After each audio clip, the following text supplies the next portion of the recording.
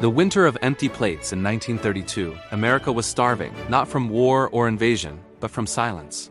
Factories had stopped, banks had collapsed, and jobs had vanished almost overnight as the Great Depression tightened its grip on the nation.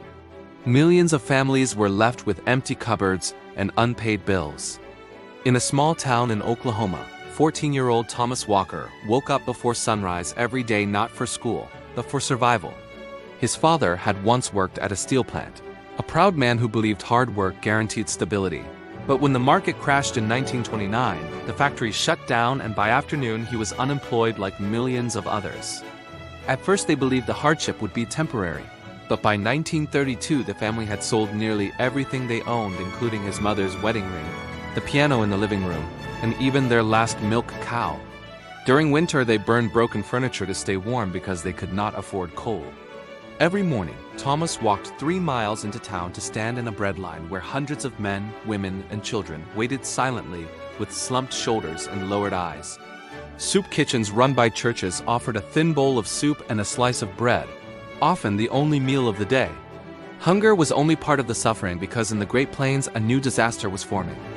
Years of poor farming practices combined with severe drought created massive dust storms that turned the sky black in the middle of the day.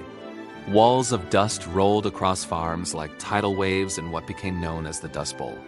Thomas remembered the first storm clearly as the wind howled and the horizon darkened until dust forced its way through windows and doors, filling lungs, covering beds, and coating food while cattle suffocated, crops died, and babies developed dust pneumonia. The land itself seemed to be dying, and families who had farmed for generations were suddenly homeless.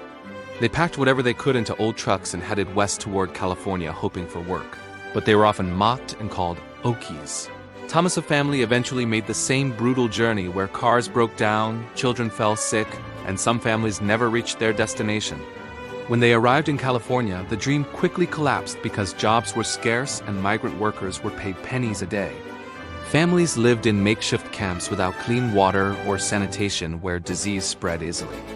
Thomas worked long hours picking fruit in orchards until his hands bled while his younger sister sorted vegetables in a packing shed, and his once proud father grew quiet and defeated. Across America, suicide rates climbed as men who defined themselves by their ability to provide felt useless. Newspapers reported fathers jumping from buildings or stepping in front of trains. Yet in 1933, Franklin D. Roosevelt introduced the New Deal, creating public works programs that offered jobs building roads, bridges, and dams, while young men joined the Civilian Conservation Corps to plant trees and restore damaged land. Thomas joined one of these programs at 17, earning a small but steady paycheck that he mostly sent home to his family. Recovery did not happen overnight, but hope slowly returned, and when World War II began, factories reopened and America's economy began to rise again. Thomas enlisted at 20 not out of patriotism alone, but because the military guaranteed 3 meals a day and stability he had not known since childhood. The Great Depression officially lasted a decade, but its scars never disappeared for families like his. They learned to save everything, waste nothing, and feared debt while his mother reused foil for years and his father never trusted banks again. This was a generation shaped by hunger and loss, a generation that understood what it meant to stand in breadlines with dignity and cross states in broken-down trucks searching for hope. The Great Depression was not just an economic crisis, but a human one that left over 15 million Americans unemployed and thousands homeless. Yet it also revealed resilience among ordinary people who endured dust storms that blackened the sky and survived when survival itself seemed uncertain. They were not famous and they were not powerful, but they were America, and their suffering reshaped the nation forever.